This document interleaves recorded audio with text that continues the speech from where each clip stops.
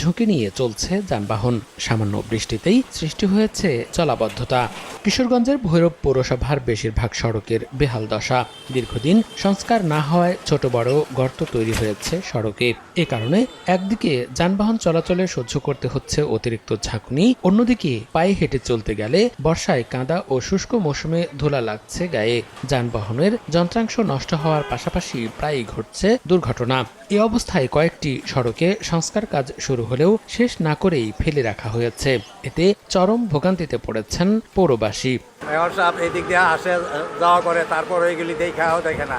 পৌর কর্তৃপক্ষ বলছে, সড়ক ও ড্রেন সংস্কারে 12 কোটি টাকার ডিপিপি পাঠানো হয়েছে। প্রকল্প পাশ হলেই শুরু হবে সংস্কার কাজ।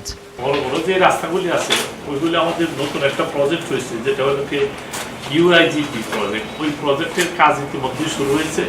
এটা হয়তো আগামী মাসে টেন্ডার হবে,